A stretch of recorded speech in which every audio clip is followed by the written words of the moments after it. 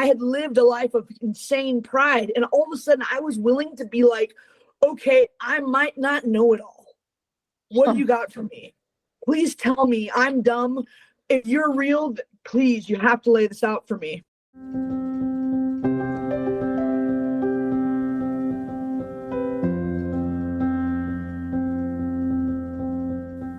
Welcome to Matters of Soul Importance, where we dive deeply into topics of both earthly and eternal consequence.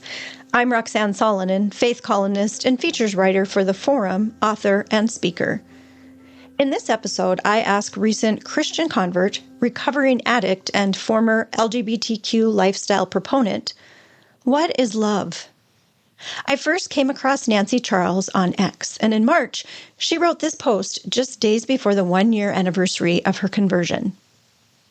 Some say miracles don't happen the way they did in Bible times, but that's not true. I was living an active LGBTQ lifestyle on my way to potentially transitioning to be a man, about to commit suicide in my bedroom when my guardian angel stopped me and told me there was a better way. I did not believe in God at all, and in that moment of desperation, I begged God to show me that He was real. He did show that to Nancy, and in a powerful way. Hours later, she found a religious object which led her to Christ and His church. Her story is a powerful testimony of how God patiently awaits our response to His pursuit of our soul. It's a story of redemption and hope, and may well leave you awestruck. So, without further ado, let's move into it.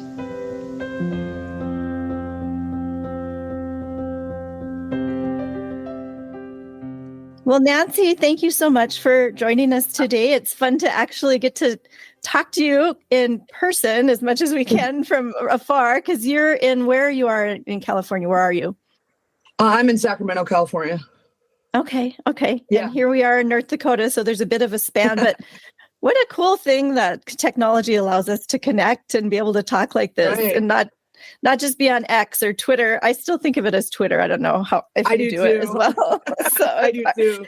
And you can't say, it's great, and I appreciate your posts. I found, well, first of all, I was following your brother, Charles, not Charles, Joshua. Yeah. You have two. Yeah, he has two last names or first names. Yeah. So I was had to think about it. So I was kind of following him, and then I don't know if he shared your story or whatever, but it was very intriguing and moving, and so I'm just honored to have you on Matters of Soul Importance this morning. So. Well, I'm looking forward to hearing a bit of your backstory first, and then we'll bring you into the question of what is love, because I think you have a very beautiful perspective now of what is love. And but tell me a little bit about. Let's start, since we're talking about faith on this podcast. Share a little bit about whatever faith bringing up you had. What was your family like? How many siblings, and what was the faith like? Yeah, definitely. So I was raised in, I have a family of 3 children. It was my brother, me, and my sister. There's more children now, but that was the original family, is what I like to call it, growing up. And, I have a father, obviously, and a mother who did raise us in church. It was a non-denominational Christian church. And, it's funny because what I remember, I'm so grateful in hindsight that they gave me that basis for even kind of knowing that, having God even as like a verbiage in my brain, because like there's some people who just don't have any knowledge of Him whatsoever, just other than maybe hearing things in the world. But, so I am grateful to that extent. But what I will say about it is that I don't think it was, we never really had, or I never perceived it to be this way. We never really had an understanding of, I was never raised to have a really true understanding of what it meant to have a relationship with God. And so what that really meant, I think, is I didn't really know God. I just knew about basically rules. That's how it always felt, was like rules. And, rules, especially as a child, are very hard to follow if you don't understand why they're there. Like what I mean? If you just tell somebody arbitrarily to do something and everything in your body wants to do something different, it's like eventually you're going to cave if you don't have a good enough reason. And, I think that's kind of where that journey happened for me. So I was raised in church. It fizzled out as I grew up. We didn't go to church. I think it was like around 5th or 6th grade that we really didn't go to Sunday we weren't like at church every Sunday. We'd miss Sundays. We'd, come here and there, and we church hopped a lot, so that was all it was. But I was raised in that environment for the most part. So I'm curious if you sensed God's presence at all. You said there was really no relationship. Did you personally as a child, did you talk to God, pray to God, or anything like that? Yeah, so it's funny, actually. I would say that the relationship with God was not cultivated in the church environment per se, or even in the home. Like, nobody taught me what that meant. But what I will say is that it's so funny looking back now. I wouldn't have known this connection about more, until now. I see it better. But as a child, I would pray to God. And I would ask God, in various ways to help me. And I think, but now that I look back, I think that was the innocence of a child. Like, there was that it's kind of like, God asked us to be like childlike. And I think about that time, and I'm very innocent in a way. And I love, there was no burden to believing that God existed at that time. I was very young. And so I was just like fully about, asking him for help and stuff. So yeah, there was definitely a time, it was many, many years ago, where I think I had a true, sincere belief in him. And I spoke to him just as a little child to, her father. So, yeah. Yeah. That's really, children really start out with an innocence and also just a easy access, believability of God. I think that's just a very natural thing for us because God made us for a relationship with him. So it's only later that on our hearts. Right. And I didn't know that then, but it makes sense now. Sorry, I didn't mean to interrupt, but. Oh, no. So at what point then, so your parents kind of stopped the church thing. At what point did you ever lose your grasp of God, or was God always kind of there? Or was there a point where you kind of got mad at God and just said, forget it? I don't know. What was your journey, your spiritual journey then after your parents kind of quit cultivating it? Right. Yeah. So a few things happened in our home as I grew up that I think really was the starting point of what a door that opened in our family that let a lot of dark things in. That first thing that happened to me, when I was a child, I was molested at a young age by an older family member. And I think when something like that hits your family, it's you couldn't possibly prepare for what that looks like or how to deal with that, especially so young. And so I think those things definitely made me very. That was the beginning of my identity crisis in many ways, because there's this thing that happened now that I actually feel a lot of shame about. And I don't know how to open up to anybody about it. My parents tried. They knew it happened. That's the whole story behind that. Not because I told them, but because they found out, thankfully. But, they took me to therapy. They tried getting me help, but I just never said anything. I was too young. I was around 6 years old when that happened. And so I think at some point they kind of just were like, well, I mean, what else are we supposed to do for her?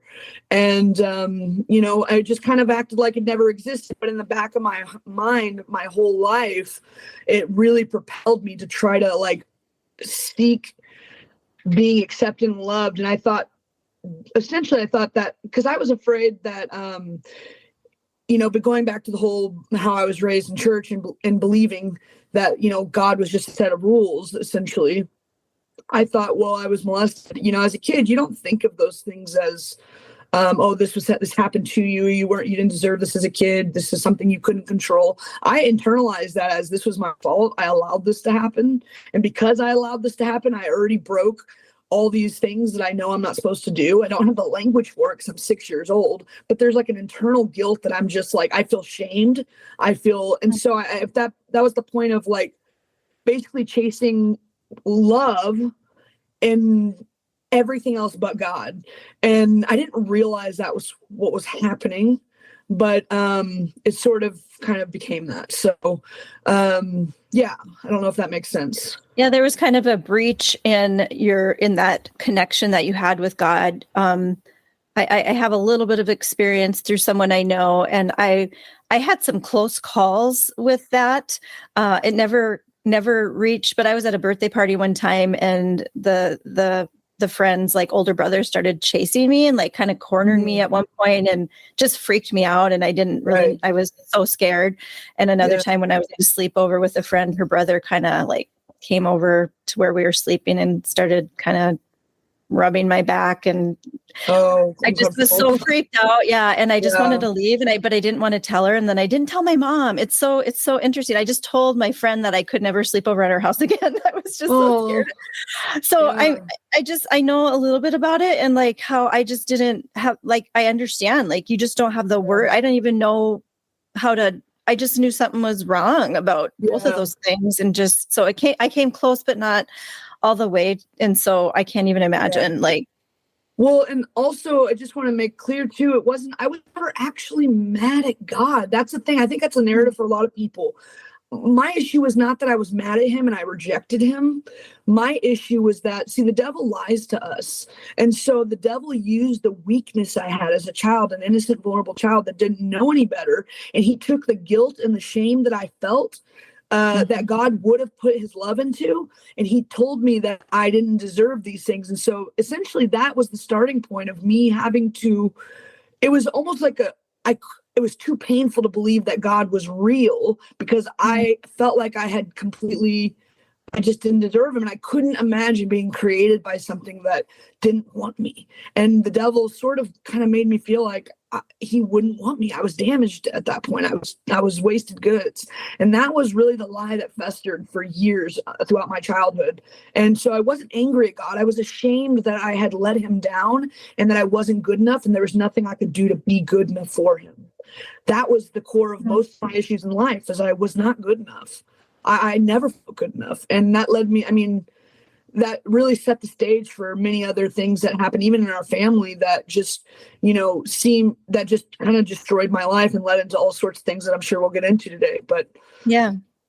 So why don't we start going in that direction? So you're growing up, and what sort of things are happening? I mean, adolescence is hard anyway. Sure. What were you experiencing during that time? And again, kind of bringing it back to God, like where I think you kind of held him at bay, right? A little bit. What you were, it's interesting that you were feeling unworthy of God, because I've also heard that there's a trust issue that's breached. And sometimes you just don't trust in goodness and God. But also, I think we learn about God through our parents. So you loved your parents, and there was love there. So you trusted in the love. You just didn't feel worthy. That's so hard, because how can adults, even if you have love in your life, and you have people who love you, to reach that wound, which is really unreachable. And like you said, unexplainable. Right. So you have to move through it, and share about some of the things that happened in your life as you were trying to move through that, with that wound kind of festering there.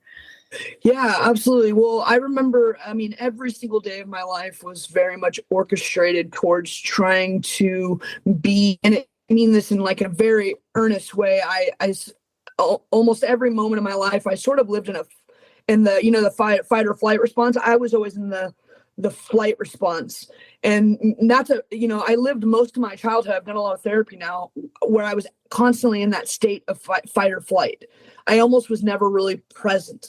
And so I never really got to develop normal, healthy boundaries, personality traits, things like that, because my only focus from that point forward, I was so hyper-focused on getting the love that I felt I wasn't worthy of, and the lie that I bought into, that God rejected me essentially because I failed in these ways, that I turned to my parents, being my primary care providers, to basically, and they loved me. But, it's funny how everyone, love languages and things like that, like we all receive and take love different ways. And so for instance, my dad showed me love in a really kind of tough love kind of way. He never wanted me to be like him. He always tell me, he was like, I want you to have better than I did. And so he was really hard on me, but I was a very sensitive kid. So I looked up to my father more than anybody in the world. Like, I love this man. I just want his acceptance. I just want his approval. That was the basis for my whole childhood was my father's approval. And I don't think he ever knew inside that that's what I really, really was desiring. Cause I never vocalized that. I just did. If, he said jump, I said how high, and I was willing to do whatever he needed me to do to feel that love and acceptance. But the problem is that no matter what, I never could feel that. And that wasn't necessarily his fault. You know what I mean? It was just that we had different ways of communicating. But so essentially what happened is I chased my father's love and approval for my entire life. And then I would say the crux of my true breakdown, where I went just off the rails, was, my parents got divorced right when I turned around 18. So right on the verge of me getting all my freedom in the world. I'm on the verge of leaving the home and being out in this big world that, is filled with all these things. And my family splits apart. And mind you, this is something that truly we saw it coming for a while, but you'll never be prepared for divorce. I don't care who you are. Divorce is, even if you're not in a religious home, divorce is painful. And it's painful because there's a truth in the family. Like the family is important. And so, it's, when that happens, when that breaks apart, it's like, where do you go? Who do you go to? Everything you've known is just shattered. And I don't care who you are. That is a very painful experience to go through, especially at an older age. I can't speak for younger age people, but at an older age when, you're just getting your legs under you. But it happened also in a way that was just foreseeable. My father and I are very good now, and I love him so much. He's one of my best friends, but there's a lot of things that I felt let down about in my parents. You kind of go through that phase of like realizing your parents aren't superheroes. And you kind of have to, and you go through a phase where you don't kind of forgive them for that for a second. It's funny. I think we kind of hold it against them that they're not superheroes until you realize, and you have, bumps and bruises of your own. You're like, oh, you're just a human. And that is, that's okay. And then you can kind of come around and you can forgive them for their not being a superhero. And so that was hard for me to see my dad fall from that pedestal that I had put him on. And what happened when that kind of sort of happened was that I didn't have, like, here's the man I was chasing after his approval for so long. Now it's gone, it seems like. And now I have no idea, where's my identity? I was kind of sort of put my identity in that. And when that broke apart, I think my dad sort of in many ways broke my heart. And we didn't speak for like 3 years. It was a really hard time. And, this is, father's love is so important. He loves me. I just want to be very clear. My father loves me. We're all on a spiritual journey. We're all working towards figuring out what the heck's going on. And so I don't want to, paint him in a bad way. I love my father. He's the best father. I would never ask for any other father. But we went through some hard times. And so that happened to be at the time, like I said, when I got my most freedom. And I just, that was kind of being fed to the lion's den, not by him, but by, I now had no identity. I had no basis. And I was just being shoved out in the world. And it's interesting, Nancy, because you were talking just a little bit ago how you were chasing after God's love. And then you were talking about chasing after your dad's love. And I think there is a parallel there with a lot of people. Well, we do get our first glimpse of God from our parents. And I think our fathers in a special way, because God is he is a spiritual father. We know that there's no sex with God, but at the same time, he does identify himself as a father. Jesus was a man. There is something there about that, the masculine nature. And I guess I would say it this way, the protectiveness. And it almost seems like at that point, the protection was gone and you probably needed that more than ever. And so you were just kind of flailing without like a guide. And maybe if your family were intact, there might still be some rebellion there, but there, a lot of times when kids are rebelling, they still need the structure of their parents and that love. And it just kind of seemed evasive at that point. It seems like you were kind of like left to your own devices in the world, right when things are getting serious and you're going to have to be figuring stuff out and you're just kind of out there alone. And so what kind of happened during that time?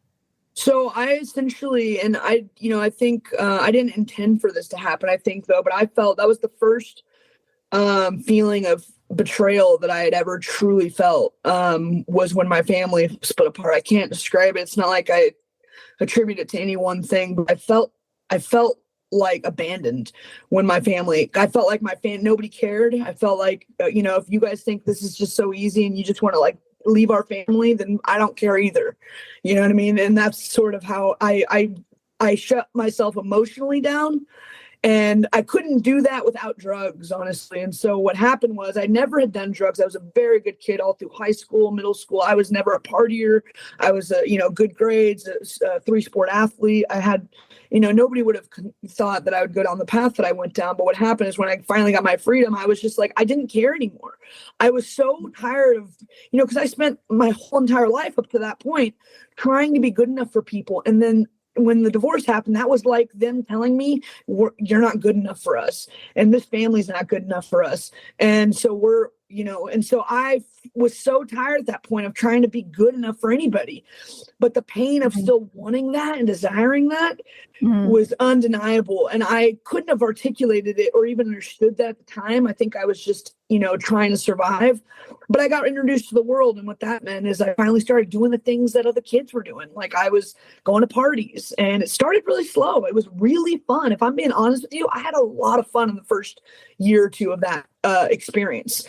It was, I was just in my head, I was just doing what I was having my college experience, it was a rite of passage. And right.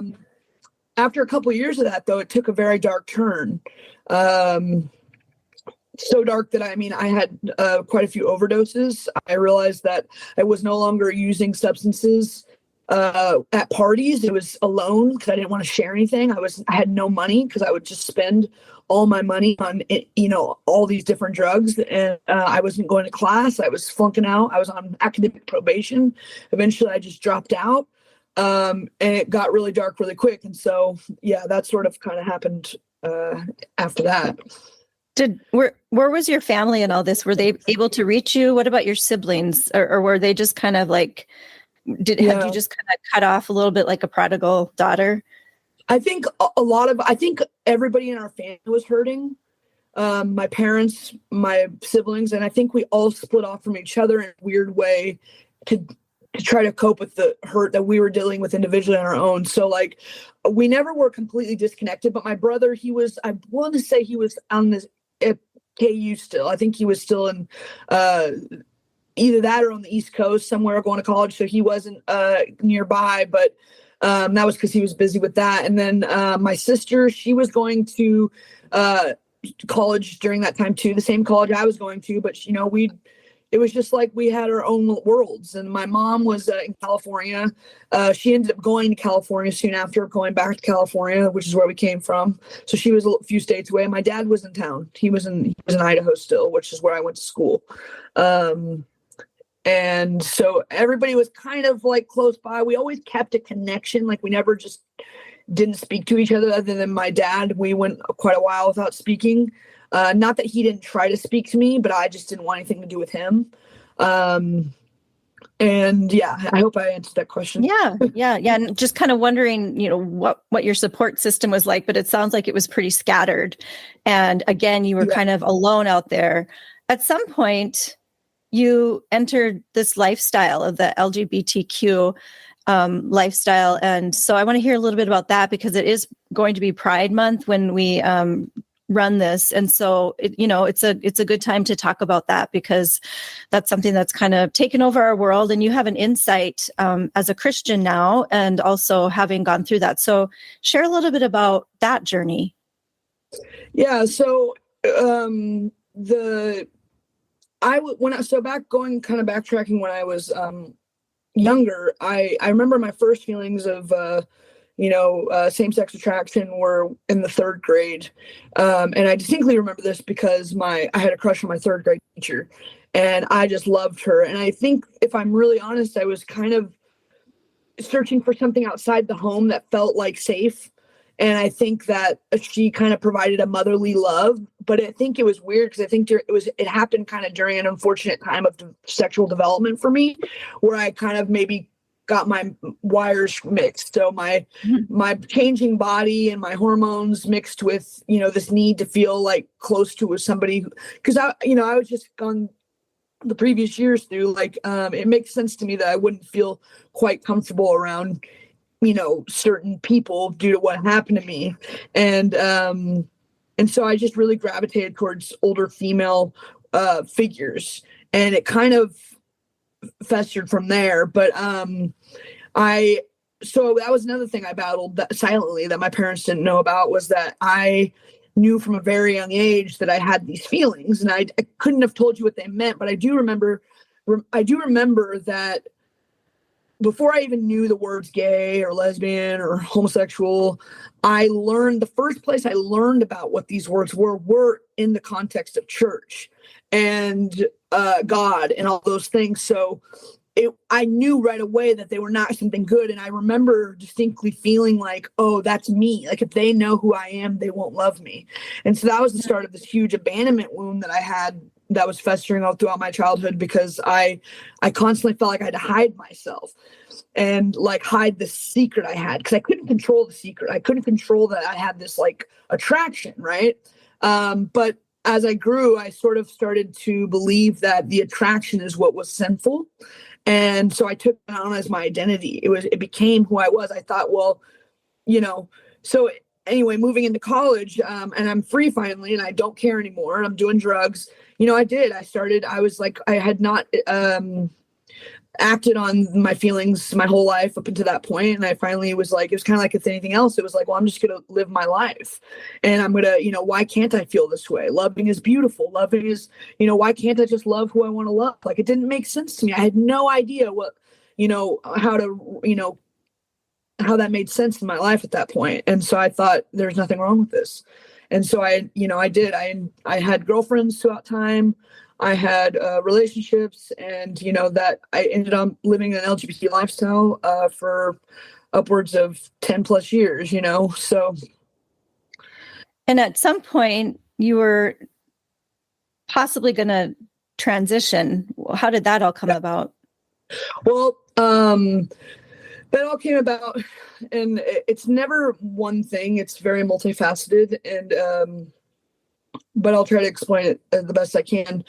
So when I was living as a lesbian, I was very what they would call a butch lesbian. I was very masculine in appearance. I had buzzed hair. I had all the things. I was like one step shy away from being somebody who might transition, but at the time this was not in our language. Like, the trans movement hadn't really started. Pronoun movement hadn't started. I'm just a lesbian in the early 2000s ish, kind of, or the 2008 to 13. But I always felt more comfortable being masculine. And so I would say it's really interesting, because it wasn't until years later. It's funny when you look at, gay couples, in like lesbian couples, or especially, there's always like somebody more masculine and always somebody more feminine. Not all the time, but like you see that. And so now I see this, like, I wanted, we still have a desire to fit the mold that God created for us, but it's distorted. And so I was trying to, basically be, I wanted to be the more masculine role. And I think I did that as, I know I did that as a defense mechanism, because I didn't feel good enough as a female. And I felt more comfortable being in a male thing, because nobody expected anything of me in that role. I couldn't be rejected, because it was not a box that people expected me to be in. So I got to create it. How can you reject something there's no precedence for? You know what I mean? Whereas a woman, there's many ways I can be rejected. I'm not pretty enough. I don't have a big enough, this or that. I'm not. I don't, but really I think that stems from ultimately the rejection I feared from my father. I still took that into my relationships. I rejected men. I feared being rejected by men in general.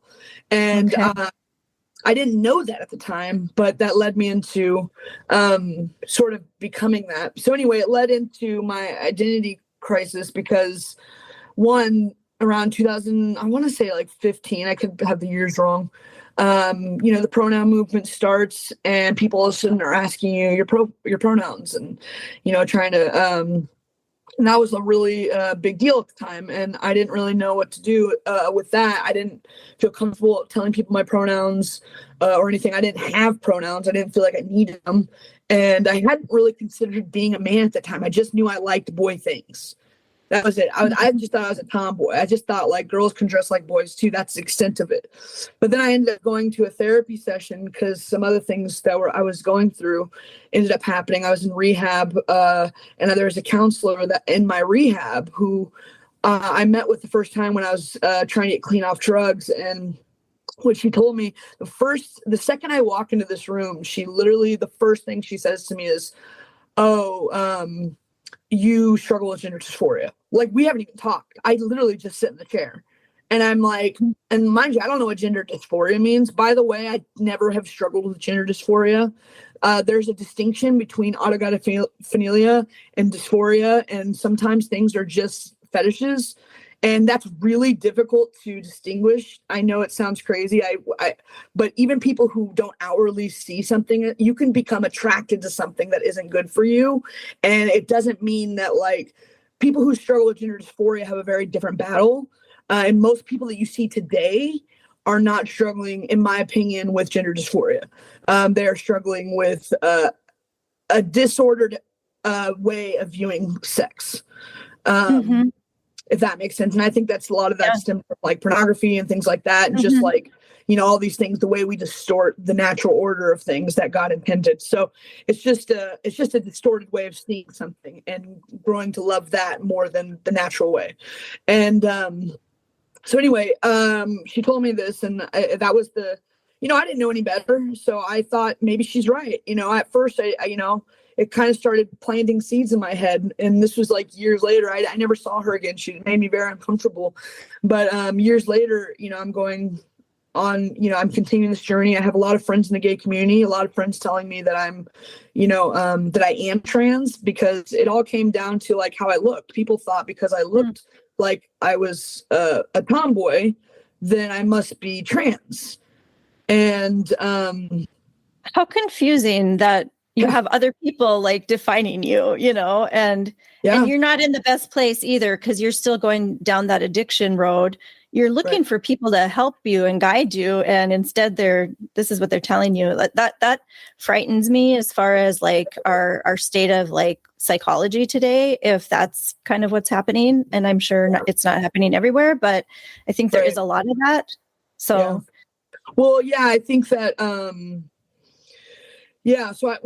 so I ended up seeing another therapist who basically, I tell her for the first time now I'm actually having these thoughts about maybe I should transition. This is years and years in the making, by the way. This is like probably 5 or 6 years, maybe, give or take, of now the movement started. I'm hearing people tell me this is what I am. I don't have God at this point. I don't even honestly believe in God at this point anymore. I consider myself agnostic, but that, that's more that like, spirituality. Like I'd always say I'm spiritual, like whatever that means. So I wasn't like an atheist, but when you don't have God, like it's really interesting how things actually, you become more, you ever heard the term, like you're so open-minded, your brain falls out? Yeah. Well, yeah, like that's kind of how it felt. It was like, I just was like, well, why not? Why, eventually you get told something so often, and then you get told by therapists. I mean, she was the second therapist who I ended up being a therapist, and I ended up telling her about what I was going through. But I actually at this point really wanted to understand why I was like this. See, right now, when I live in California, there's been laws that have passed that make therapists have to operate under the affirmation model of care, meaning that if I tell a therapist that I am feeling like I might want to transition, or I'm feeling like I identify more as a male, then they have to affirm that, because anything counter the affirmation of my identity, if you will, even if I don't state it as an identity, I could just say this is how I'm feeling, that would be considered conversion therapy in their eyes. And so it's really dangerous in California, because you really can't get help for it. I can't go to a therapist and say, hey, this is what's happening, but I actually want to know why I'm like this, because I wasn't always like this. And they can't tell you, they can't explore that with you. Or at least there's some that can and do. I have a very good therapist currently who is amazing, but a lot of people are scared. They've been either completely bought into the movement, or they're just terrified to, to brush up with it and lose their livelihood or their jobs. So they just don't really say anything. But, so anyway, yeah, it's wild. And so, I ended up having one last session essentially with one of my therapists. And I told her I felt like I was completely lost and I didn't know what I was doing. And I mean, at this point, I'm a very desperate human being. Like, I'm very depressed. I'm going in and out of drug use. And this is where suicide, I've been suicidal my whole life, but I was actually getting to the place, they say when people are suicidal, if someone tells you about it, it's a cry for help. And that is so true. Even if they don't intend for it to be a cry for help, that's what it is. Because people who actually are ready to do it don't say anything. Right. And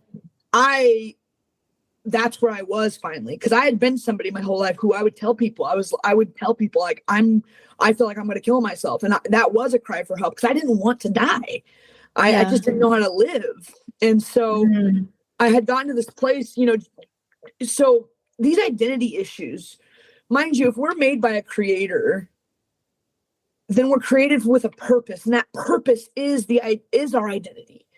But when we don't know that, and we're trying to find our identity in anything else but that purpose, it's very disorienting. That's why you see so much anger in that community. That's why you see people who can't emotionally deal with anything, because it's quite debilitating to be there, if I can be honest. And it was so debilitating for me that I was in so much pain and agony from this internal sort of like, angst that I was in of, not knowing what was right for me, having like the pressures of everything around me trying to tell me what I should do. And it was just, it was a recipe for disaster. And so that's ultimately what, I'd written notes to everyone in my family, finally, that I was going to, that I was sorry. And that I knew it would be painful for them to lose me, but I couldn't stay here any longer. And I really came to the decision that I was going to kill myself. So it was a tough one. That in the interview that I heard, Nancy, was very, very powerful. Why don't we take a little break here, and on the other side of the pause, we'll come back to that. And I want to hear more about that moment because it was transforming. So we'll be right back after this with more Matters of Soul Importance with Nancy Charles.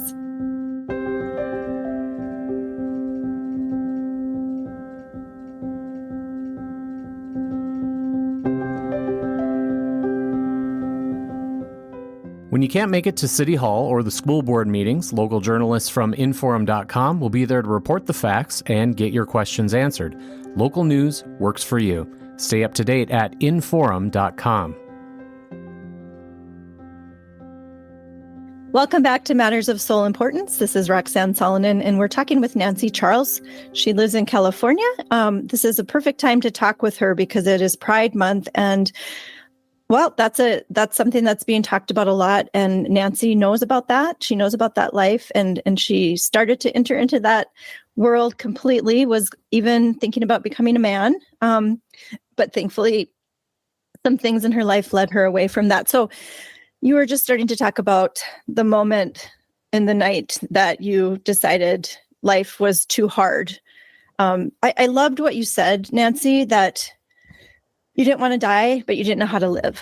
I think that's probably a sentiment that a lot of people in that position feel. Because we really have a tendency to cling to life. It's what we know, and it takes a lot to have us unwrangle ourselves from this life that God gave us, right? And so it has to. I can't imagine most people being sane at that moment. So, but you were having some logical thoughts. So just take us back to that moment, and what was that like, and what were you thinking? So, I mean, at this point, I've, like I said, been struggling the better part of 10 plus years with, my identity, with drugs, with just generalized trauma. And I finally got to the place where I was done. And so I'd never been so sure of something in my life. I had gone so far as I was ready to go. It was all set up. I'm not going to get into what was going to happen to not incite any curiosity, but I had letters written to my family And, I was just a very broken human being, very, very broken. And because I didn't know how much value I had as a human, as a daughter of God, I didn't see value in me at all. And so I sort of thought of myself as an animal, in the sense that, like, I was like, well, we put animals down when they're in pain. That's the gracious thing to do with animals. I said, I'm just going to put myself down.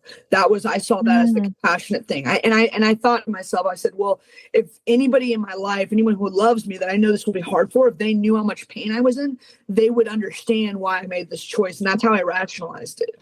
I figured, my mother knew how much agony I was in. She would never want me to suffer that, so she would understand. And that was such a lie the devil told me. But what happened was I was sitting in my bedroom, and it got to the point where I was almost about to do the unthinkable. And out of nowhere, the craziest thing happened. I had the most clear question pop in my head, like so clear that I couldn't really ignore it. And it was literally at the perfect timing. And the question was, what if the pain doesn't end here? And it was so clear. It was like a symbol just rang in my head. And, and it said, it wasn't just that. It was, what if it actually gets worse? So mind you, I'm trying to kill myself because I'm in pain. And it's such a level of suffering that I literally cannot endure on my own. I can't. I don't have it in me. And so now the question that somehow enters my brain in such a clear format is something that I can't, in all good honesty, I'm somebody who can't afford to go lower than I am. So the idea that this solution that I have produced for myself, this killing myself, may result in greater pain, was something that terrified me. I've never felt so much terror in my life in that moment. It was almost suffocating. And it was like, because you feel like a caged animal. You really do. You feel like there's no way out, because when you've convinced yourself that's a way out, and now you have this question you can't answer, what do I do? I felt like I was hyperventilating, like I was drowning, grasping for air. And in that moment of pure desperation, I literally just dropped to my knees and I begged God. I said, God, if you are real, I said, you have to show me. You have to show me. If you're real, you have to show me. And I begged him, like I was bawling my eyes out. It was the most, I begged him over and over. And then I also told him, though, I said, I knew in that moment, I said, I'm asking this thing in the sky or whatever he is, to show me that he's real, if he even is. And I said, Lord, but if you have to make it very clear for me. I said, I have to know. You know what I mean? I have to really know. Like, I'm very stupid. I told him that. I said, I'm a very dumb human being. I don't know anything. And I didn't realize that was the beginning steps of humility, which is beautiful. The beginning steps of being humble. It's like, that's the antithesis to pride. You know what I mean? I had lived a life of insane pride. And all of a sudden I was willing to be like, okay, I might not know it all. What do you got for me? Please tell me I'm dumb.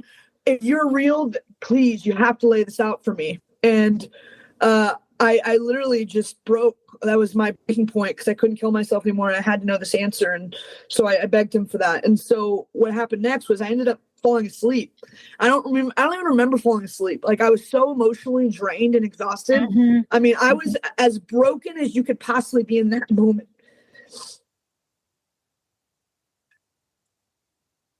Sorry. It's okay.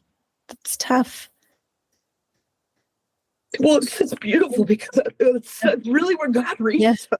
Yes. Like, he goes down into the pits with you, and if you think he's not there with you, you're wrong. But I didn't think he was there with me. But I'm grateful that I had the gift of that desperation to just ask him for help. But anyway, I ended up falling asleep, and I don't remember falling asleep, but I ended up waking up the next day, and I go into my side dresser. I remember remembering this conversation I had with God the night before. And all of a sudden I'm not like completely on the track yet of not killing myself, but I am on the track of, I need to know the answer to the question I asked the night before I do it. So now I'm on the journey of figuring out if this question is real. Like, is there merit to this question? Right. So I wake up the next morning and, I'm exhausted, I'm beat, but I'm not as bad as you'd think somebody would be in that position. I'm feeling a sense of like, okay, I can get through the day a little bit, which is weird because the night before I was so broken. And ended up going into my side dresser and I find a rosary in that drawer. And, a rosary is a prayer. It's a prayer necklace, as you know. And I didn't know what it was, though. What I did know is that it had a little crucifix on it. And in my head, going back to when I was a kid, that I knew that, when I asked God if he was real, for whatever reason, I felt like if he was real, I was going to find out that Jesus was real. I didn't connect it to Buddha. I wasn't expecting, for whatever reason, my heart still knew that if God was real, that was God. That was just, I kind of knew that. So when I saw the crucifix, I kind of was like, I saw it as a sign. It felt so weird because I looked at it and I was like, I don't know how to explain it, but I felt this like pulling, like an insatiable pull to figure out what this thing was. So I go online and I'm like trying to figure out what this thing was. I don't even know it's in my side drawer, right? Like it's a junk drawer. So it just kind of got mixed in with a bunch of other things.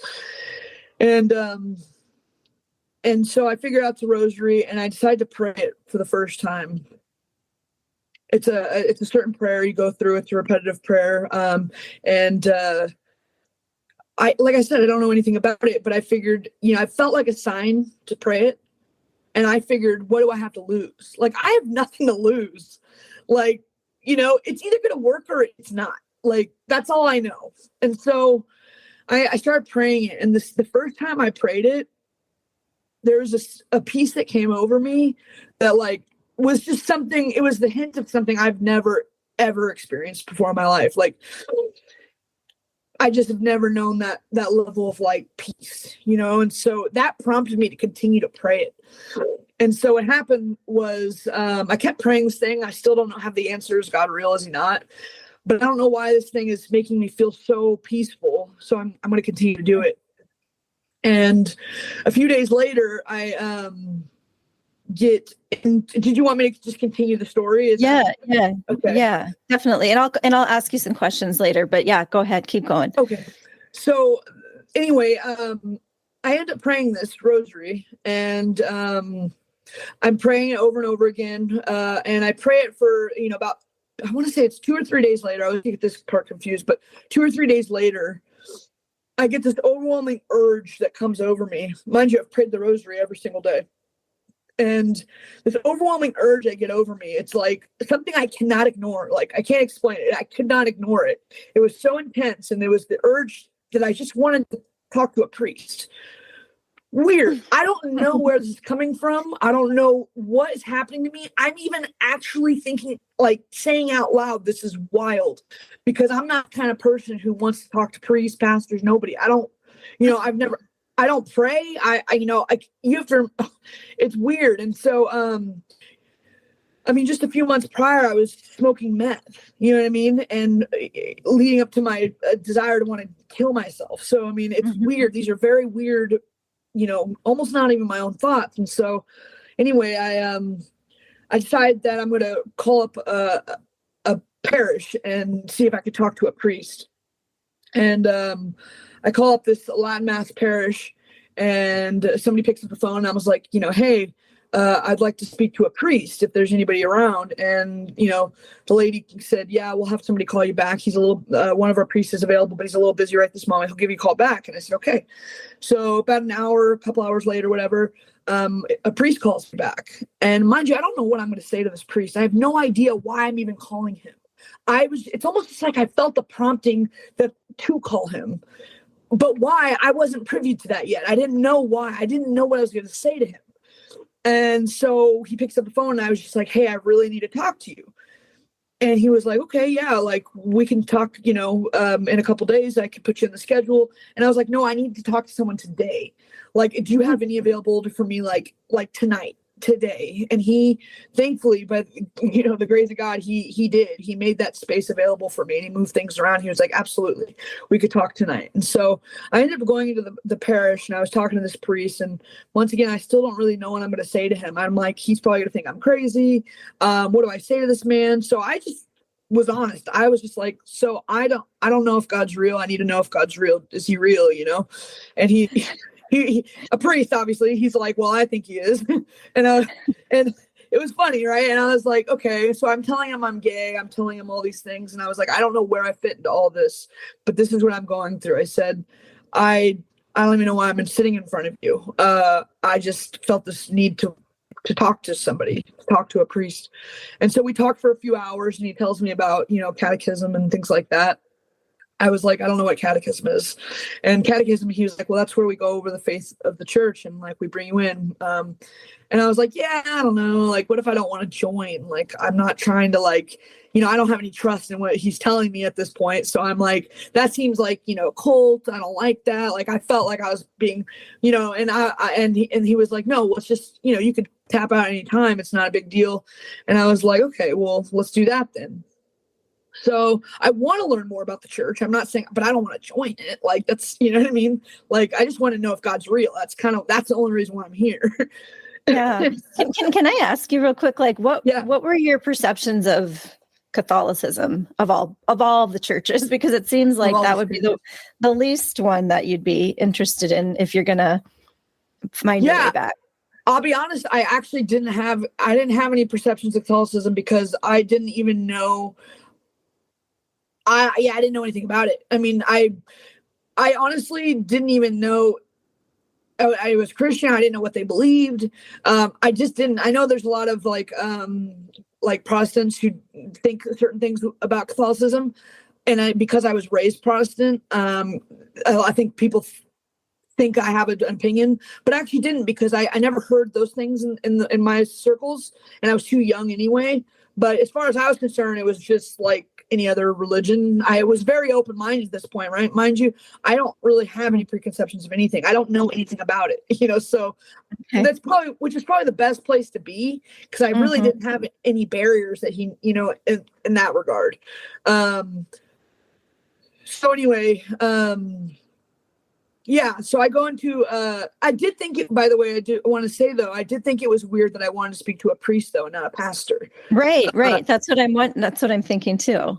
Yeah, I thought that was weird, but not weird in a bad way, just weird in this is new, like, and I was, but yeah, it was definitely a thought in my head, was like interesting, but it was clear that it was not a pastor I needed to see. I don't know how to explain that. Maybe it had to do with the rosary, maybe because you were praying that and that was connected to Catholicism, perhaps. I don't know if you even knew that. Yeah. Oh yeah. I absolutely know for a fact Our Lady led me to her son's one true apostolic church. For a fact. Yeah. I believe that. And I know that now, but at the time I didn't, obviously. Right. Because I wasn't really aware of all that stuff. So you ended up, I don't want to jump too far ahead, but I think the next step is that you end up going to mass, right? And so what lured you there? Yeah, right. So what happened was I leave the parish that day after talking to the priest. I'm thinking like, okay, that's good. I don't still have the answers I'm looking for, but I'm willing to take this, start these classes to get on the path of maybe learning more. Maybe I'll figure it out. So I keep going home, and all I know is I keep praying the rosary. Look, the rosary is the most powerful spiritual weapon on the face of the earth. It'll change your life, and I hope everyone prays the rosary every day, but that's neither here nor there. I go home and I continue to pray the rosary, because it's once again, it's the only thing that is guiding me. It's the only thing that's creating peace in my heart. And it's like a lifeline at this point. Like, it's like I'm out at sea, thrashing around, and the rosary is literally my life vest.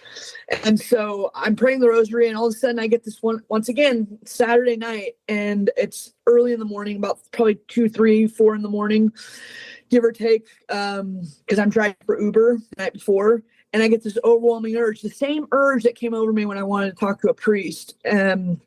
The urge was I wanted to see a mass. I had to see a mass. And I don't know why I'm feeling this way. I don't know what is even happening to me.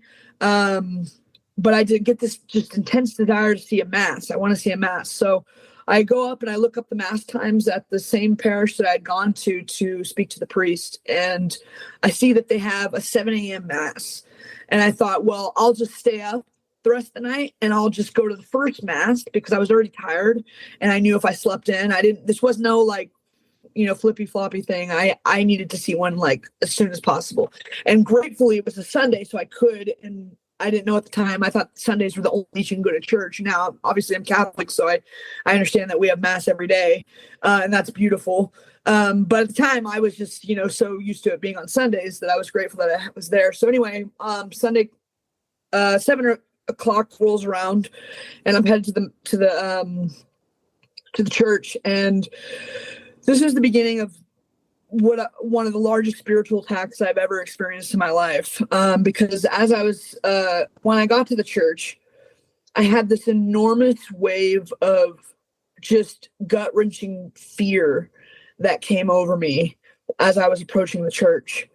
The fears were everything from, of not feeling good enough. I thought that when these people saw me and the way I looked, mind you, I had a buzzed head. I looked like, a total butch. I looked like I belonged at a pride parade, not at a Latin mass parish.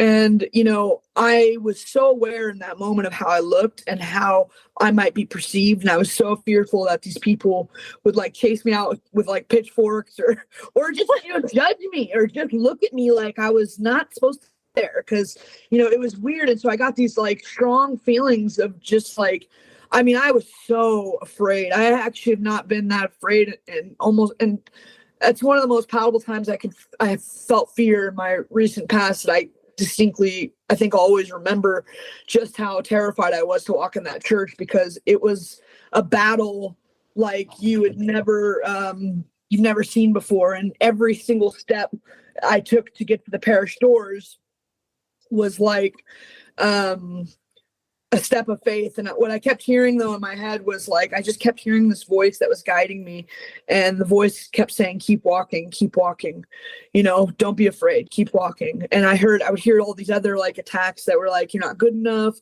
they're gonna know who you don't belong there, they're gonna yell you out of here.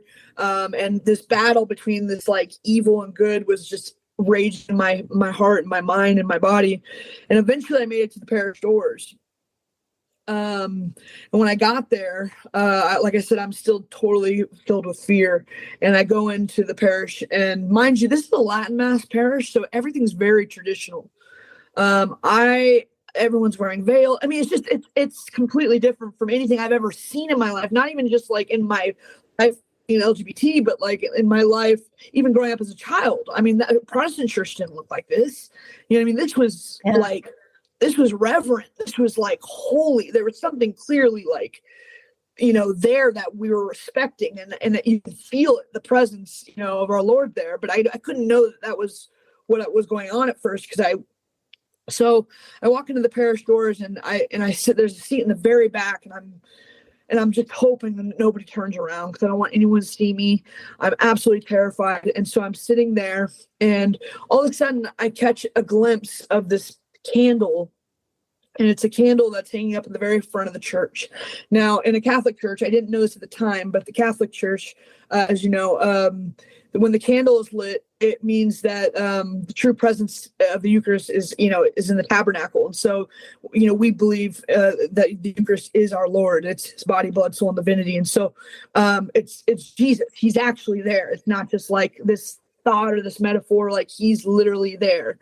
And so what that candle means is that he's there, actually there, not metaphorically, not, and so I didn't know that, but it blew my mind later when I found out. But anyway, I see this candle lit at the front, and all of a sudden my eyes just my eyes just start gazing on this candle. And mind you, it is the only thing that is keeping me in that seat, because I'm so full of anxiety. So I'm ready to bolt at any moment.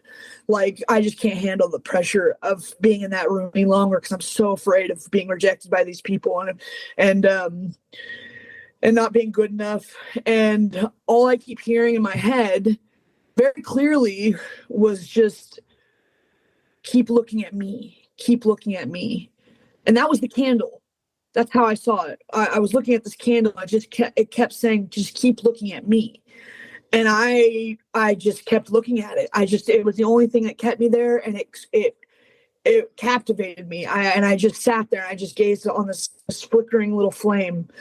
And then all of a sudden the music, the organ starts playing. And in that moment, I don't know what happened. I know this is the part of the story that is really difficult to explain, but in that moment, the second the organ started playing, it was like instantly God removed all the shackles from my eyes, the things that prevented me from seeing anything that was true. And he just instantly changed my heart. And I felt more love. I mean, oh my gosh, I felt more love in that moment than I'd ever felt in my entire life. And I just fell apart.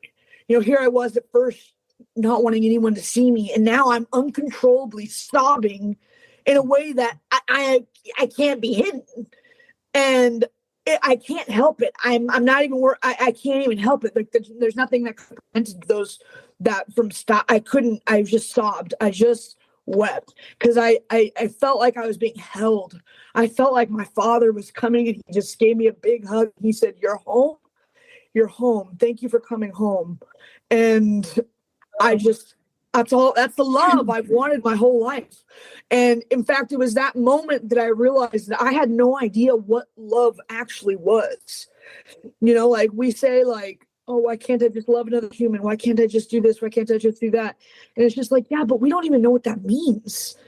Like, and so that moment was the first moment. That was when God answered my question. I had a question 5 days prior when I was about to kill myself. Mind you, this whole transformation happened in 5 days. 5 days. Wow. I was going to kill myself to finding the rosary, to praying it for 5 days. And then God answered the question I had when I was alone and hurting in my bedroom, about to do the unthinkable. He answered it. I asked him, I said, you have to make this obvious for me in a way that I can't deny. And he did.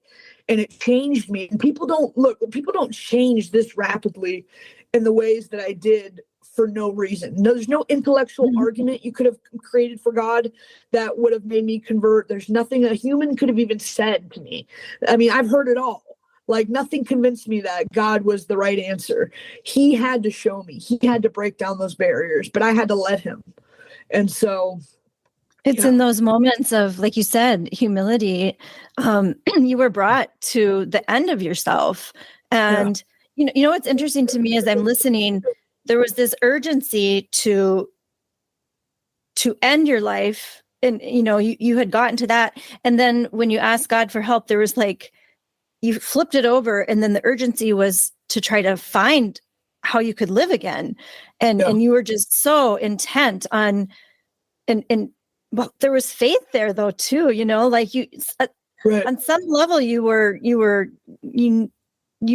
to know if God was there, and you were reaching for that so hard, and I think the rapidity of it is so beautiful. And also because he had been waiting, Nancy, he had been like chasing you down, and you just didn't know. You were clouded by drugs and pain. That's so many of us, we're all wounded. We're all, we're all broken people. We're all sinners. And that is it's such an incredible story. Thank you. Now that we're here in Pride Month, I'm sure there's people out there, like if someone might hear this and say, oh, that's just, whatever, your imagination or you just, your feelings of guilt were just whatever, I don't know. But this is your story. This is just your story, and people can say whatever they want about it. But what would you say to someone that feels like they're in that cage right now, and they're needing hope, or they're feeling like they're, like you said, you want to put yourself down? What can you say to them to help alleviate that fear of just giving God a chance? This is such a hard question to answer. And I only say that because I remember being in a place where, when I say that no human power could have saved me, I mean, there's not a human on earth that could have prevented me from doing what I was about to do. because I was already gone, like as far as I was concerned. And so, the only thing I know how to do is to say that God is real, and to ask, and to be humble enough just to ask, like, humor us, humor this thing. Like, you could think it's stupid, but just humor it, because what are you to lose? Worst case, you find out like what so he doesn't exist. You know what I mean? What do you have to lose? But if you're wrong about that, you have everything to lose. You have everything to lose. And I would say that, that's, God really is what I didn't know about God. Man, we have we talked about like, what is love? Kind of. And, what is love? Well, I mean, essentially, I think the way we see love has been misconstrued. So a lot of times you'll hear people say like, well, God loved me. God's, he would let me do this, do that. And, that's obviously somebody who doesn't understand what love is. And that's okay. I didn't either. But love is willing the highest form of good for somebody. So the question then becomes, what is the highest form of good for somebody? Well, if we're made by a creator, and then whatever he has created us to be is the highest form of good. And so we have to know him in order to know how we can love somebody. And so, any love that is subservient to that is just pride. And so, for instance, like, pride is obviously just an excessive love of one's own excellence.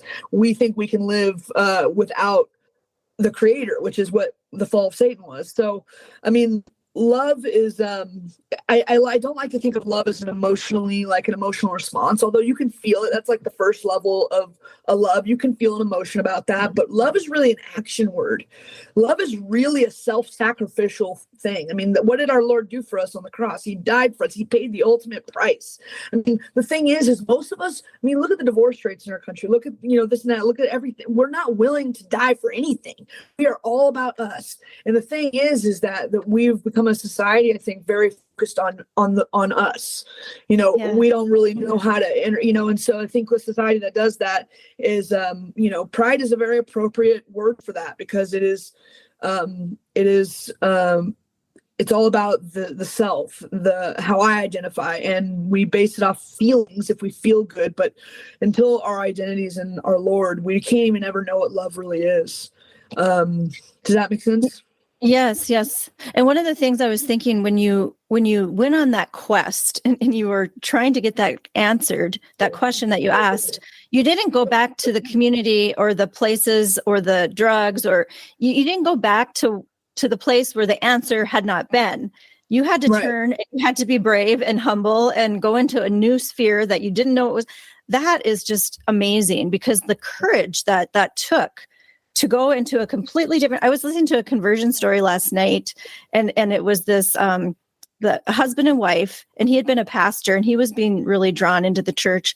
And his wife said, when she went to mass for the first time, she was like, "What is this? Like, you're bringing me into like a foreign land." And I kind of thought of that when you were trying to describe like this life that you had been in, and then entering this other one where you thought that people were going to come out with pitchforks. But you had to go into it. There has to be a change. There has to be some willingness to try the thing that you hadn't tried yet, right? I mean, you have to take some kind of risk. You can't keep looking for the relief from the place where you're not getting it. It's got to be something new. So right. Well, I feel really grateful, because I had a very miraculous conversion. So when I say God changed my heart in an instant, it was like, when you have an experience that powerful, you instantly know how small you are and how much you need him. Because I knew in that moment, this is what I'm made for. This is what I'm made for. You know what I mean? Like, here's this answer. He didn't just answer the question of if he was real. He answered the question I had my whole life. What was I made for? What am I doing? Who am I? And who are you? And so he answered all those questions in just this intense moment.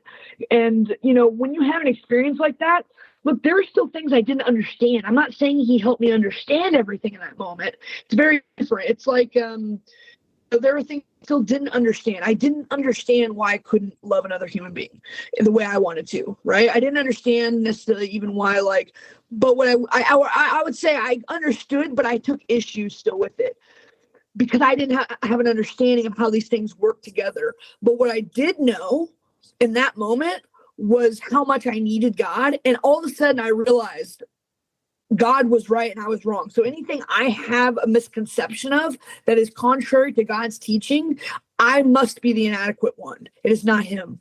It is not him. So I was willing to, he gave me a great sense of humility. It didn't come from me. I'm a very prideful human being. He gave me this amazing grace of humility in that moment because he basically helped me realize that anything I took issue with, if it's contrary to his teaching, I knew instantly I was the problem. And he was the answer. So I was willing to accept his teaching before I ever understood him.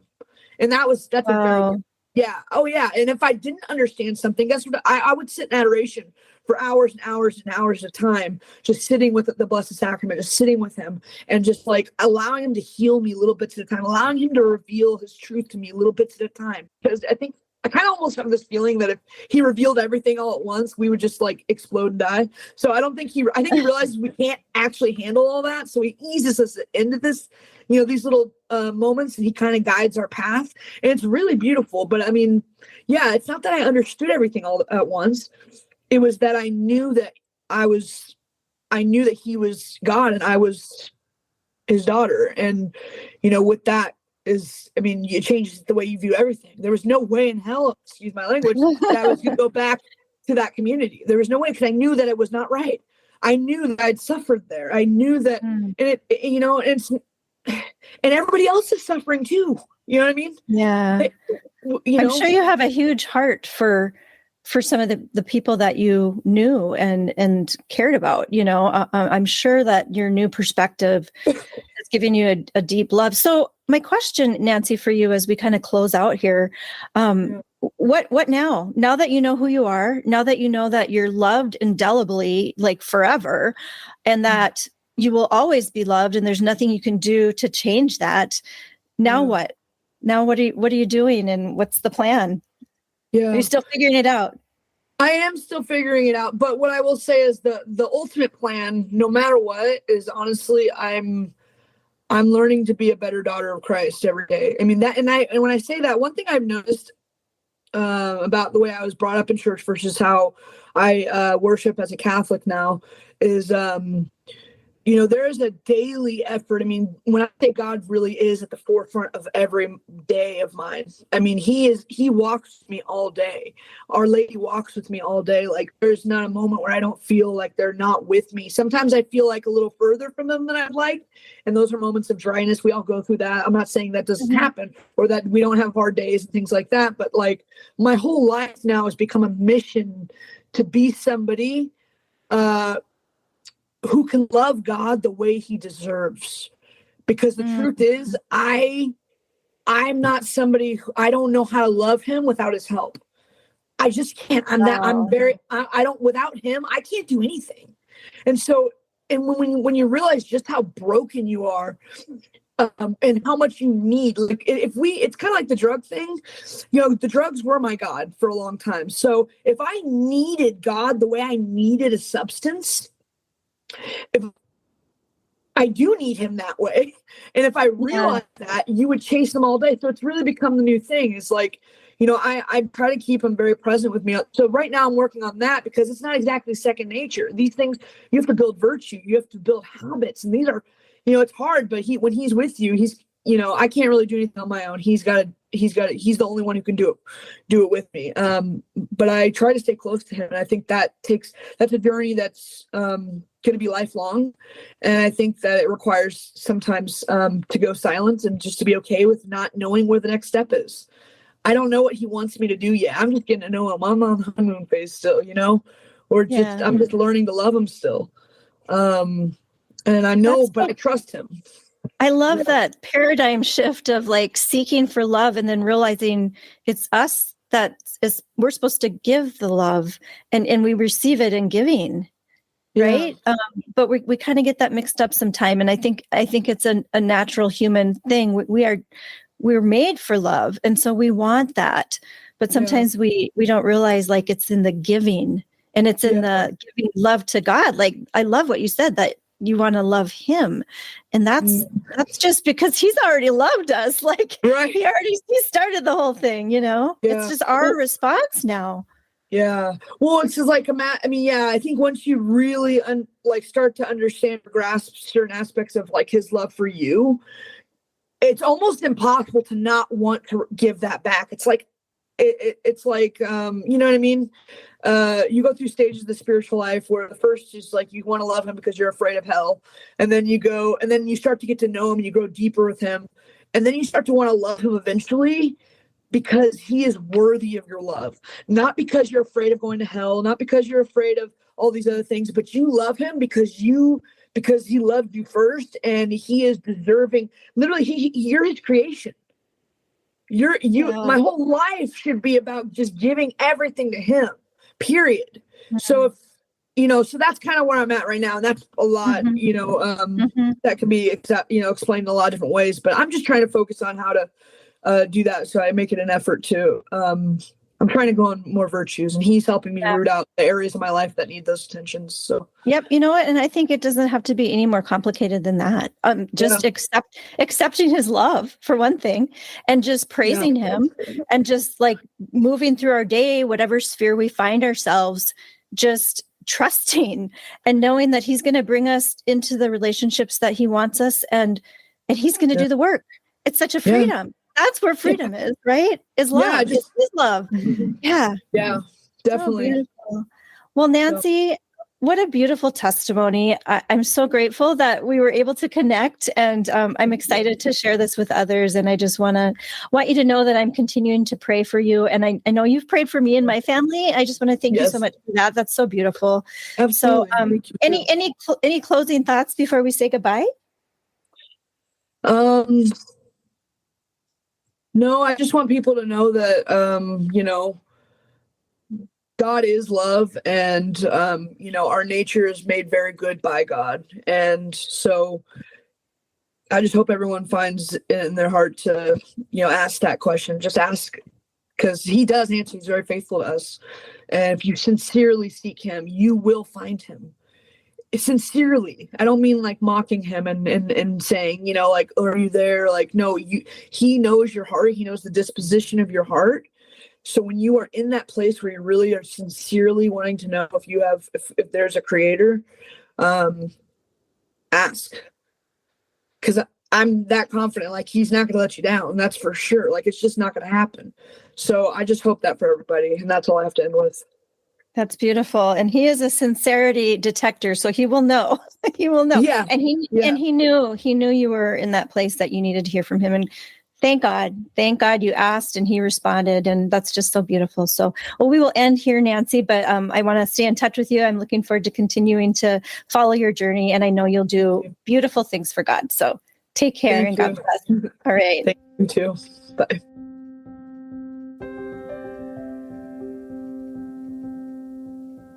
What is love? According to Nancy Charles, it's not so much a feeling as an action, willing the highest good for another. And without knowing the one who created us, who would know best what the highest good is, we cannot truly love.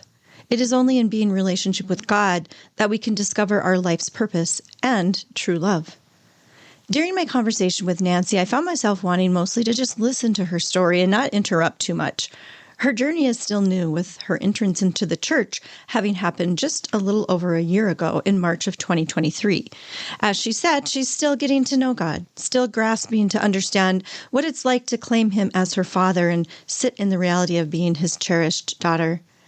The part about the interview where my heart broke, however, was when Nancy talked about how prior to her last suicide attempt, she felt like an animal and that it was time to be put down, like animals when they're in pain. It was hard to hear that. No one should ever feel like that. We are precious images of God, all of us. So how do we get back to that place? Nancy got there initially by discovering some rosary beads in a bedside drawer. The rosary is an ancient prayer meditating on the life of Jesus. And for Nancy, it was, as she said, a life jacket during a time of uncertainty. Because there's a lot of confusion about this prayer, I've included a brief history of the rosary in the show notes. Returning to Nancy's beautiful words, though, I found myself thinking about her conclusion. I don't even know how to love God without his help. Recognizing our dependency on God is the key to freedom, as Nancy has learned. For Nancy, leaving behind the belief that she had all the answers released her from her self-made prison. Maybe someone in your life needs to hear her story. If so, I hope you'll share this episode with them. We'll return in a couple of weeks to ask Erin McCole Cupp about the concept of original innocence and what it has to do with food and food addiction. Erin will undoubtedly strike a chord or two with anyone who has ever found food balance to be a challenge. I hope you'll come back to hear about Erin's Filled with Good program that leads to food freedom. Until then, don't lose sight of the light.